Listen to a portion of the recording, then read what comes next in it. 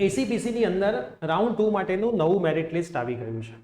Round 2 ની choice feeling પણ ચાલુ થઈ ગઈ છે. ભલે એસીપીસી એવું કીધું હતું કે 5 ઓગસ્ટથી બધું આવવાનું છે અને ચોઇસ ફિલિંગ થવાની છે, પણ એસીપીસી તો રાહ જોઈને બેઠી હતી ગુજરાત બોર્ડના રિઝલ્ટની કે જેવું રિઝલ્ટ આવે અને ધૂમ મચાવી દઈએ. તો એસીપીસીએ પણ પોતાની ધૂમ મચાવી દીધી છે, એટલે હવે આપણે આપણી ધૂમ પણ મચાવી દેવાની છે.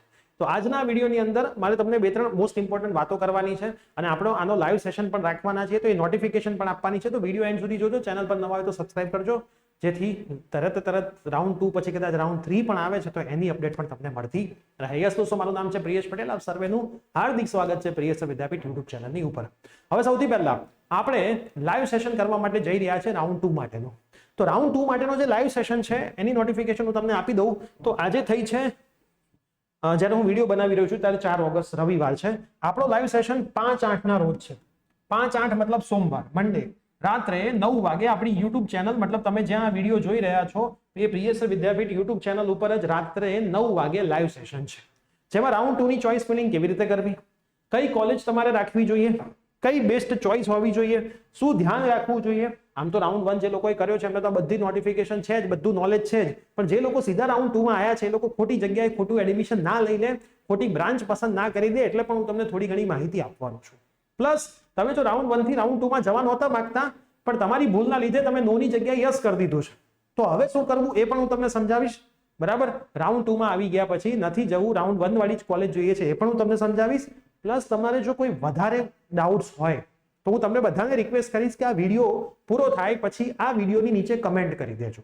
એનો મતલબ શું થશે, ઘણી વખત અમુક એવા સવાલો હોય છે કે જે તમારા માઇન્ડમાં હોય છે પણ એ અમારા માઇન્ડમાં નથી હોતા. અમે એને સવાલ ના બી ગણતા હોઈએ, અમને એવું લાગતું હોય કે આ સવાલ ના આવે કદાચ, અથવા તો એવા સવાલ બી હોય કે જેને તમે જ એકલાએ ફેસ કર્યા હોય અથવા તમારા જેવા 5-7% લોકોએ ફેસ કર્યા હોય, બધાએ ના કર્યા હોય. તો તમારા જેટલા પણ સવાલો છે એ તમામ સવાલ નીચે કમેન્ટ બોક્સમાં કમેન્ટ કરી દો.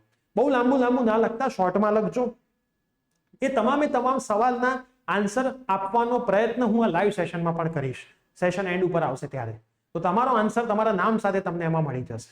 બરાબર, સવાલ પૂછવાની ટાઈમ લિમિટ છે સાંજે 4 વાગ્યા સુધીની. પછી તમે જો કમેન્ટ કરશો તો કદાચ એ પીક આઉટ નહીં થાય. 4 વાગ્યા પહેલા જેટલી બી કમેન્ટ આવશે એમાંથી મેક્સિમમ અમને જે ખબર હશે એ તમામના જવાબો આપવાનો પ્રયત્ન પણ આપણે લાઈવ સેશનની અંદર કરવાના છીએ. પણ ક્યાં મેસેજ કરવાનો છે? આ વિડીયોની કમેન્ટ બોક્સની અંદર. તમારા ઘણા બધાના મેસેજ પર્સનલમાં વોટ્સઅપ પર પણ આવેલા છે, પણ એ તમામ મેસેજ એવા છે કે જે ઓલરેડી લાઈવ સેશનની અંદર આપણે લેવાના હતા, જેથી અમારી ટીમે તમને ત્યાં રિપ્લાય નથી કરેલો. અને આજના સવારના વિડીયોમાં જો હું આજે બનાવી રહ્યો છું રવિવારનો, તો હું તમને કહી દઉં કે આટલા વિડીયોઝ તમે જોઈને આવજો. હું તમને કહી દઉં, આ વિડીયો તમે ના જોયા હોય તો પહેલા તો જોઈ લો. જેમ કે રાઉન્ડ 2 ખાસ આ જોઈ લેજો વિડીયો, કેટલું વસ્તુનું ધ્યાન રાખવાનું છે. પછી એક આ વિડીયો આપણે બનાવ્યો હતો રાઉન્ડ 2 માટે બેસ્ટ કોલેજ અને બ્રાન્ચનું વેકેન્ટ લિસ્ટ, કઈ સારી કોલેજ છે, એમાં કેટલી સીટ્સ ખાલી છે એની માહિતી પણ તમને આપેલી છે. તો આ વિડીયો પણ જોઈને આવજો અને થોડુંક તમારું હોમવર્ક કરીને રેડી રાખજો. મહેરબાની કરીને હવે એવા સવાલો ના પૂછતા કે સર હું આ કોલેજમાં લઉં કે આ કોલેજમાં. હજી જો તમે એ જ સવાલોમાં પડ્યા છો તો મને નથી લાગતું કે 4 વર્ષ પછી હજી સારું ફ્યુચર બને. કેમ કે કોલેજ કેવી રીતે પસંદ કરવી, બ્રાન્ચ કેવી રીતે પસંદ કરવી, શું ધ્યાન રાખવાનું, એનું પીપળું તો હું છેલ્લા 3 મહિનાથી વગાડી રહ્યો છું. પણ હજી સુધી તમને જો એનો અવાજ જ નથી આવ્યો તો 4 વર્ષમાં મને નથી લાગતો કે પ્લેસમેન્ટનો કોઈ પણ અવાજ આવવાનો છે. બરાબર, આ એક ચોઇસ એવી છે, ચોઇસ તમારે તમારા ઉપર જ રાખવી જોઈએ. હું ઓલવેઝ એવું માનું છું કે જિંદગીના મોસ્ટ ઇમ્પોર્ટન્ટ ડિસિઝન આપણે જાતે જ લેવા જોઈએ, જેથી કદાચ એ સારું ડિસિઝન હોય તો ખુશી પણ આપણને જ થાય અને ખરાબ ડિસિઝન હોય તો એનો અફસોસ આપણને ના રહે. કેમ કે ડિસિઝન આપણે લીધું હતું. હું કદાચ તમને કહી દઉં કે આ કોલેજમાં લઈ લો, પછી કદાચ કાલ ઉઠીને કંઈક થયું તો એ સીધો ટોપલો ઉઠાવીને તમે મારા માથા પર નાખી દો કે સાહેબ તમે કીધું હતું. એટલે અમે તો મોસ્ટલી વર્સિસ વાળામાં પડતા જ નથી, કેમ કે વર્સિસ વાળું તો આજ સુધીમાં કોઈને સોલ્યુશન નથી મળ્યું. રીઝન, બહુ સારી કોલેજ વાળાએ 12,000 નોકરી કરે છે, બહુ ખરાબ કોલેજ વાળાએ વર્ષે 12 લાખ, 15 લાખ, 50 લાખ રૂપિયા કમાય છે. એટલે એ બધું જ તો 4 વર્ષ તમે જે કરેલી મહેનત છે, તમારું જે ટેલેન્ટ છે, તમારી જે સ્કિલ છે એની ઉપર હોય છે. કોલેજનો રોલ તો 10% હોય છે, બાકી બધો વિદ્યાર્થીનો 90% રોલ હોય છે. બરાબર, એટલે તમારે તમારી કેપેસિટી પ્રમાણે કોલેજ પસંદ કરવાની છે.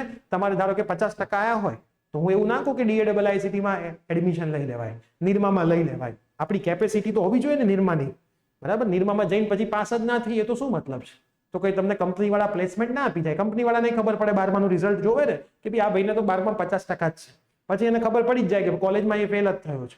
અમુક હોય બી છે કે 12માં 50% અને કોલેજમાં સારું પરફોર્મન્સ બી કરતા હોય છે, પણ એવા ચાન્સ બહુ ઓછા હોય છે.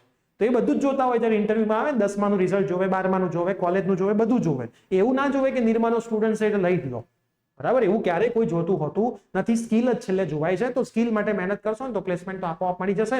તો જે પણ કમેન્ટ હોય કમેન્ટ કરો.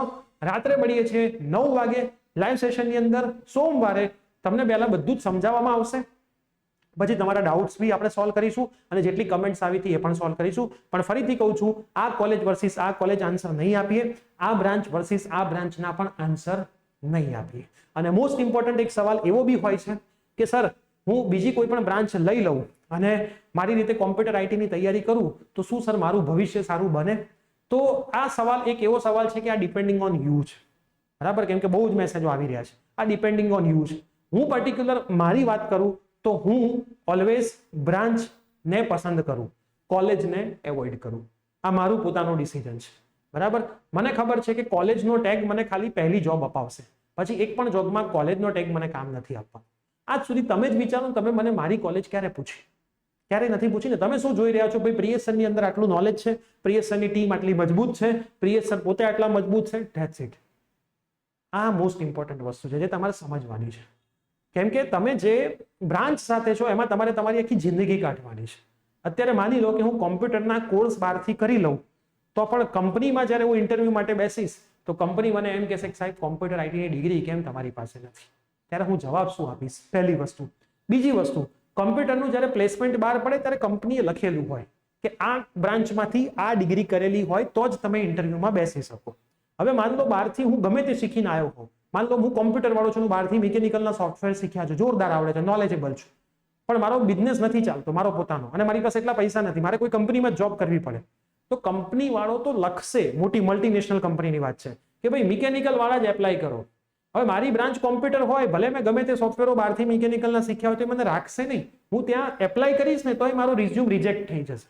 અને કદાચ એવું થતું બી હશે તો 5 થી 10% લોકોને મળતી હશે ને. આપણે એવું માનીને ના ચાલીએ કે 5 થી 10%માં ઓલવેઝ આપણે આવી જ જઈએ. બરાબર, એટલે થોડું સમજી વિચારીને અમુક ડિસિઝનો ઓલવેઝ લેવા જોઈએ. બ્રાન્ચ વર્સિસ કોલેજની અંદર હંમેશા હું બ્રાન્ચને પસંદ કરવા વાળો વ્યક્તિ છું, હું કોલેજને એવોઇડ કરવા વાળો વ્યક્તિ છું. કેમ કે મને ખબર છે કે એ બ્રાન્ચ સાથે મારે આજીવન રહેવાનું છે, આજીવન કામ કરવાનું છે. પછી ડિસિઝન તમારું છે. તો આ સવાલ પણ તમારે રાત્રે પૂછવો નહીં લાઈવ સેશનની અંદર. બ્રાન્ચના વર્સિસના સવાલ નહીં પૂછવા, કોલેજના સવાલ નહીં પૂછવા. સર આટલું મેરિટ રેન્ક છે, મેથ્સ રાઉન્ડ 1 માં આટલે અટક્યું હતું, તો સર શું આટલામાં મળી શકે ખરું? આ ભવિષ્યવાળી હું નથી કરતો. એના માટે તમારે જ્યોતિષનો કોન્ટેક્ટ કરવો પડશે. તો આનાય જવાબો તમને લાઈવ નહીં મળે. બાકી જે જનરલ કામના સવાલો છે કે જે ખરેખર પૂછવા લાયક છે એવા સવાલોના જવાબ આપણે 100% આપીશું. તો એક એન્જિનિયર ભવિષ્યના બનવાના છો એવી રીતે તમારા સવાલ કમેન્ટ કરજો, એવી રીતે લાઈવ સેશનની અંદર સવાલ પૂછજો, જેથી તમે એક સાચા રસ્તા ઉપર આગળ વધી શકો. તો મળીશું લાઈવની અંદર. આ વિડીયો તમારા બધા જ મિત્રોને શેર કરી દેજો. ચેનલ પર નવા હોય તો સબસ્ક્રાઇબ કરી દેજો. લાઈવ સેશનમાં મળીએ છીએ. Till then bye bye, take care.